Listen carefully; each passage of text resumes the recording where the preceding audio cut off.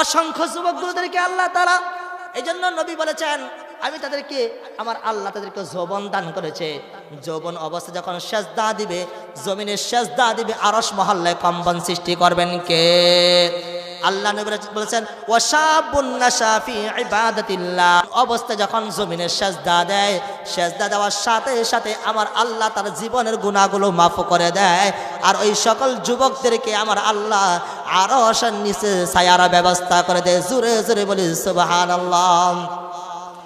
3 number ওয়ারাজুলুন কলবুহু মুআল্লাকুন feel মাসাজিদ, ওই সকল ব্যক্তি, এখানে যুবকের কথা বলা হয় নাই, ওই সকল ব্যক্তি ওয়ারাজুলুন কলবুহু মুআল্লাকুন ফিল মাসাজিদ, ওই সকল ব্যক্তি যাদের কলবটা সবসময় মসজিদের সাথে ঝুলিত থাকে, লটকে থাকে, মুআল্লাকুন লটকে থাকা।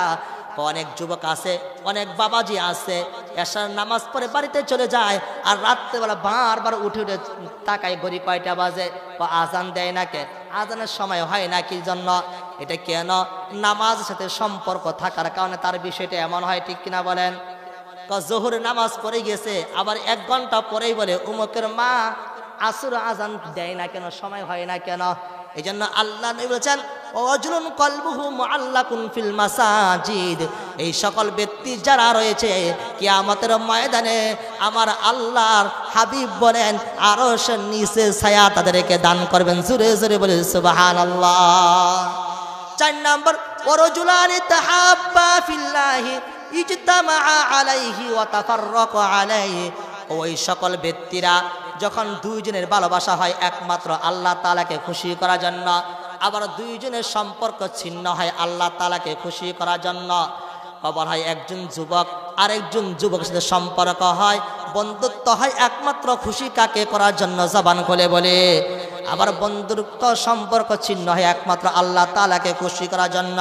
ওয়ারাজুলানি তাহাব্বা ফিল্লাহি ইজতামা আলাইহি ওয়া তাফাররাকা আলাইহি, যখন পৃথক হয় একমাত্র আল্লাহ তাআলাকে খুশি করার জন্য, বন্ধুত্ব হয় আল্লাহ তাআলাকে খুশি করার জন্য, আবার পৃথক হয় একমাত্র আল্লাহ তাআলাকে খুশি করার জন্য। দুনিয়ার কোনো রাজা বাদশা কোনো মন্ত্রীকে খুশি করার জন্য বন্ধুত্ব হয় না, বন্ধুত্ব হয় একমাত্র জবান খুলে বলি কার জন্য? আল্লাহ ওই সকল ব্যক্তিদের জন্য আবার আল্লাহ আরশের নিচে ছায়া দান করবে। জোরে জোরে বলি সুবহানাল্লাহ। 5 নাম্বার ওয়ারাজুলুন দাআতহু ইমরাতুন যাতু মানসিবিন ওয়া জামালিন ফাকালা ইন্নী আখাফুল্লাহ। ওয়ারাজুলুন দাআতহু ইমরাতুন যাতু মানসিবিন ওয়া জামালিন, এমন কিছু পুরুষ রয়েছে, এমন কিছু নারী রয়েছে, এমন কোনো ব্যক্তি রয়েছে যারা নারী রয়েছে তাদেরকে পুরুষেরা অপার দেয়, ঠিক কিনা বলেন, সুযোগ দেয়। আবার এমন পুরুষ রয়েছে যাদেরকে নারীরা সুযোগ দেয়, প্রেম প্রীতি নোংরা ভালোবাসা তারা করার জন্য নারীর পক্ষ থেকে পুরুষকে বলে, পুরুষের পক্ষ থেকে নারীকে বলে। এই সমাজে হয় কিনা বলেন? হয় না? অবাধ্য ভালোবাসা, এইটা কি ইসলাম শরিয়াতে কি জায়েজ আছে বলেন? ইসলাম শরিয়াতে জায়েজ নাই। মুহতারাম হাজিরিন, আল্লাহর হাবিব বলেন এই নোংরা প্রেম ভালোবাসা তোমাদের দরকার নাই। নোংরা প্রেম ভালোবাসা যারাই করবে তারাই তাদের জীবনকে অন্ধকারে ফেলে দিয়েছে। আল্লাহর হাবিব বলেন নোংরা প্রেম ভালোবাসা দরকার নাই, একমাত্র ভালোবাসা হবে আল্লাহ তাআলাকে খুশি করার জন্য। আর দুইজনের বিবাহ বন্ধনটা হবে একমাত্র আল্লাহ তাআলাকে খুশি করার জন্য।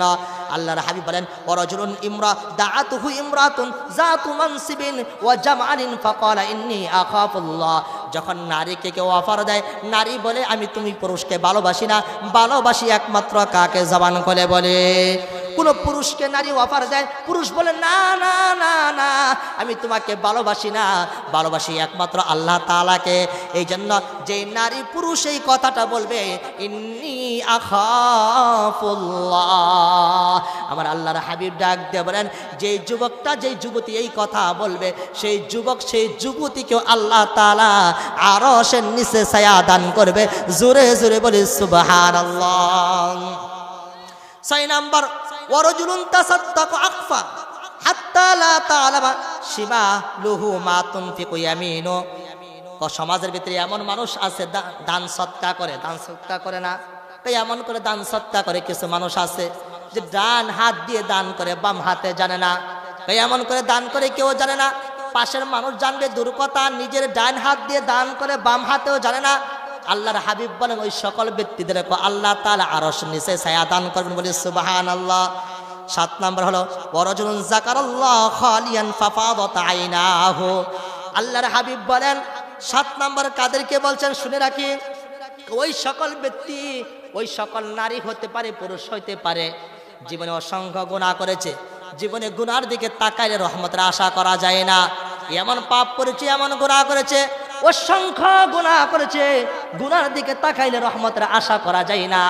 ওই সকল ব্যক্তিগুলো, ওই সকল বান্দা বান্দিগুলো শেষ রজনীতে আল্লাহ তাআলাকে খুশি করার জন্য কান্নাকাটি করে, গোপনে কান্না করে, প্রকাশে কান্না করে, যখনই সবাই পায় তখনই কান্না করে, বা আল্লাহ তাআলার ভয়ে কান্না করার কারণে ওয়ারাজুলুন যাকারাল্লাহ খালিয়ান ফাফাদাত আইনাহু, শুধু জাহান্নামের ভয়ে চোখ দিয়ে পানি বের হয়। এই জাহান্নামের ভয়ে চোখ দিয়ে পানি বের হওয়ার কারণে আমার আল্লাহ তাদেরকেও আরশের নিচে ছায়া দান করবে। জোরে জোরে বলি সুবহানাল্লাহ। তাহলে 1 নম্বর হলো আল ইমামুল আদিল ইনসাফ ওয়ালা বাদশাহ। 2 নম্বর হলো ওই সকল যুবক যারা যুবক অবস্থায় আল্লাহর ইবাদত করেছে। 3 নম্বর হলো যাদের অন্তরটা সবসময় মসজিদে ঝুলিয়ে থাকে। 4 নম্বর হলো এই 2 জন যুবকের বন্ধুত্ব একমাত্র আল্লাহ তাআলাকে খুশি করার জন্য, আবার বন্ধুত্ব সম্পর্ক ছিন্ন হয় একমাত্র আল্লাহ তাআলাকে খুশি করার জন্য। 5 নম্বর কোনো উচ্চ বংশ নারী তাদেরকে অফার দেয়, সুযোগ তারা গ্রহণ করে না, বলে আমি অবাধ্য ভালোবাসা প্রেম আর চাই না, আমি আল্লাহ তাআলাকে ভয় করি। 6 নম্বর হলো 6 নম্বর হলো যারা দান করে একমাত্র আল্লাহ তাআলা খুশিকে করার জন্য, এমন করে দান করে যে নিজের ডান হাত বাম হাতও বালা করে জানে না, ডান হাত দিয়ে যা দান করে। 6 নম্বর হলো 6 নম্বর হলো দান করলো গোপনে, কেউ জানলো না। 7 নম্বর হলো একমাত্র কান্নাকাটি করে ভয়ে একমাত্র আল্লাহ তাআলাকে খুশি করার জন্য জাহান্নামের ভয়ে কান্নাকাটি করে। আল্লাহর হাবিব বলেন বুখারীর হাদিসের ভিতরে 660 নম্বর হাদিসের ভিতরে বলেন এই সকল বান্দা বান্দি যারা হবে তাদেরকে আমার আল্লাহ কিয়ামতের ময়দানে আরশের নিচে ছায়া দান করবে। জোরে জোরে বলি সুবহানাল্লাহ। মুহতারাম হাজিরিন, আল্লাহ নবী সাল্লাল্লাহু আলাইহি সাল্লাম আরেকখান হাদিস বলে আমি শেষ করে দিব। নবী আলাইহিস সালাম হাদিস বলেন একজন নারীকে আল্লাহ তাআলা 8টা জান্নাতের মালিক বানাবেন কখন? তাহলে আল্লাহ তাআলা বলেন জান্নাত কয়টা রেখে দিয়েছেন বলেন তো, বলেন কয়টা? 8টা জান্নাত। নবী আলাইহিস সালামের একখান হাদিস আন আনাস ইবনে মালিক রাদিয়াল্লাহু তাআলা আনহু قال قال النبي صلى الله عليه وسلم একজন নারী যদি 4টা কাজ করে, একজন নারী যদি 4টা কাজ করে, নারীকে আল্লাহ তাআলা 8টা জান্নাতের মালিক বানাবেন। কয়টা জান্নাতের মালিক বানাবেন বলেন? জবান খুলে বলি কয়টা জান্নাতের মালিক বানাবেন? 1 নম্বর হলো আল ইমরাতু ইদা সাল্লাত আল মারআতু ইদা সাল্লাত খামসাহা, আল মারআতু ইদা সাল্লাত খামসাহা, যেই নারী 5 ওয়াক্ত নামাজ আদায় করে, যেই নারী কি করে 5 ওয়াক্ত নামাজ আদায় করে। 2 নম্বর হলো ওয়াসামাত শাহরাহা, রমজানের রোজা রাখে। 3 নম্বর হলো ওয়া আহসানাত ফারজাহা, নিজের লজ্জা স্থানে হেফাজত করে। 4 নম্বর হলো ওয়া ইতাআত বালাহা, নিজের ওয়া আহসানাত ফারজাহা, নিজের লজ্জা স্থান হেফাজত করে। ওয়া ইতাআত বালাহা, স্বামীর বিষয়গুলো আমানত রাখে। এই 4টা কাজ যে করবে সেই নারীকে আমার আল্লাহ 8টা জান্নাতের মালিক বানাবে। বলো সুবহানাল্লাহ। 1 নম্বর নারী কি করবে? 5 ওয়াক্ত নামাজ পড়বে। 1 নম্বরে কি নারী 5 ওয়াক্ত নামাজ পড়বে। 2 নম্বর রমজানের রোজা রাখবে। 3 নম্বর ওয়া আহসানাত ফারজাহা, নিজের লজ্জা স্থান হেফাজত করবে। 4 নম্বর ওয়া ইতাআত বালাহা, স্বামীর আনুগত্য করবে, স্বামী যা বলে তার হুকুম মানবে।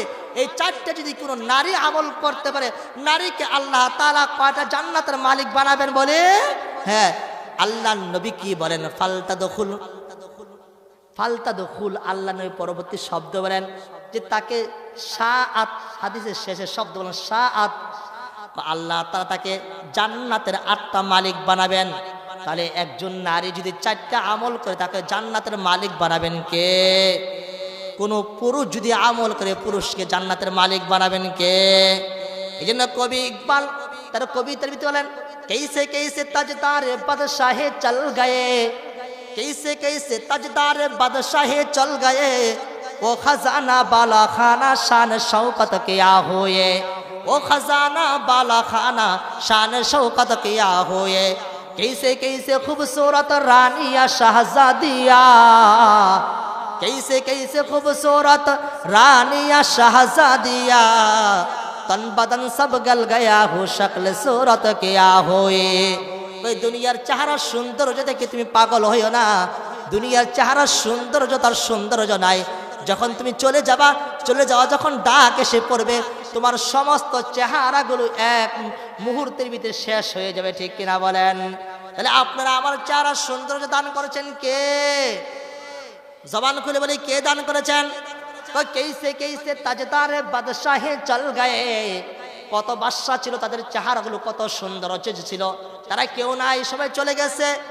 ও খাজানা বালা খানা শান শৌকত কিয়া হুয়ে, তাদের বালা খানাগুলো, তাদের রাজপ্রাসাদগুলো তাকিয়ে তাকিয়ে দেখো, রাজপ্রাসাদের সিংহাসনগুলো সিংহাসনের জায়গায় পড়ে রয়েছে, কিন্তু সেই মানুষগুলো আর জমিনের উপর খুঁজে পাওয়া যায় না, সেই মানুষগুলো কবরে মাটির নিচে দাফন হয়ে গিয়েছে।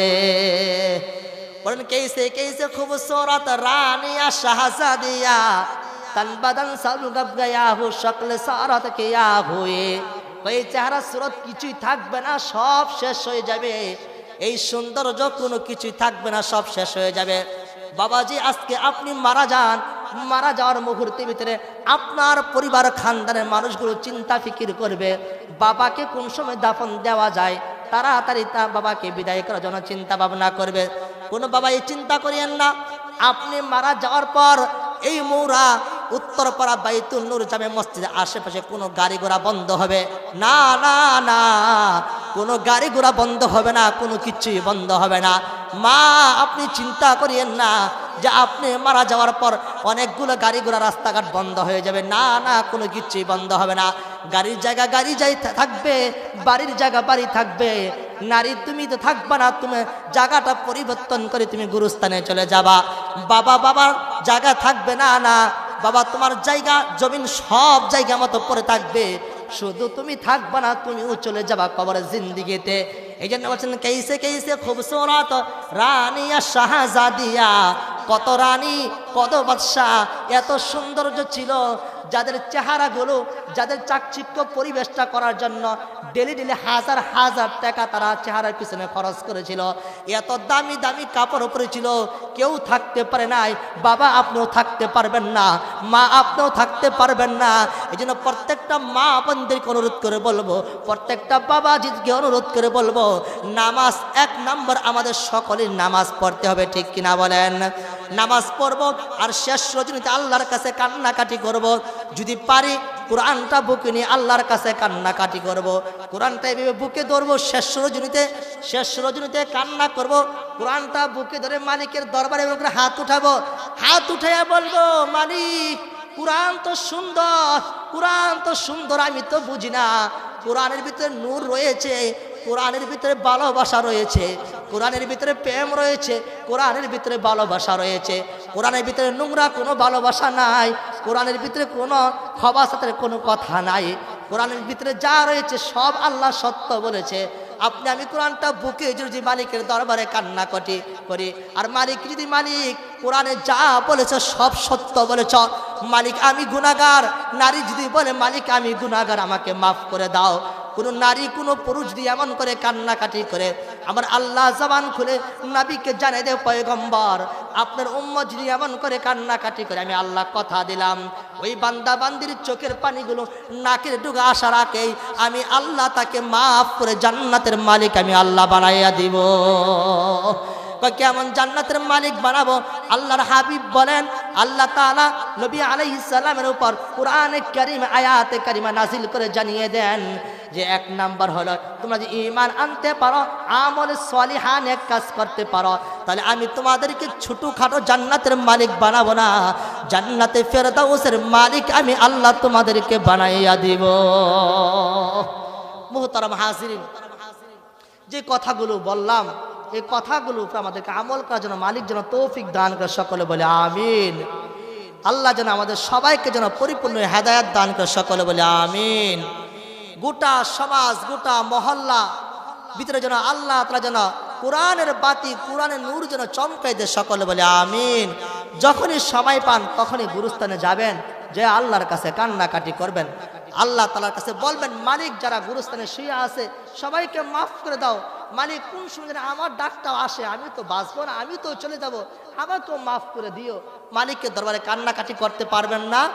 আমার ইচ্ছা, আমি যখনই সময় পাই, আমাকে তো আপনারা ভালো করে চিনেন, যখনই সময় পাই আমি চেষ্টা করি এই মুরা কবরস্থানে যে আল্লাহর কাছে একটু ফরিয়াদ করার জন্য, যে আল্লাহ যেন সমস্ত মানুষদেরকে মাফ করে দেয়, সকলে বলে আমিন। নারী পুরুষ যে যেখানে আছে আল্লাহ পাক সবাইকে যেন সুখ দান করে, সকলে বলে আমিন। দেশে বিদেশে সব প্রত্যেককে যেন আল্লাহ সুখ আর শান্তির নিয়ামত দান করে, সকলে বলে আমিন। যে কথাগুলো বললাম, এই কথাগুলো যদি কোনো ভুল হয়ে থাকে আল্লাহ যেন মাফ করে দেয়, আপনারাও যেন মাফ করে দেন। মালিক যেন সর্বপ্রথম মাফ করে দেয়, তারপরে আপনারাও যেন মাফ করে দেন। আমাদের সকলের জীবনে গুনাহগুলো মাফ করে যেন মালিক যেন আমাদেরকে জান্নাতে ফেরদাউসের মালিক বানিয়ে দেয়, সকলে বলে আমিন। ওয়া আখির দাওয়ানা আনিল হামদুলিল্লাহ।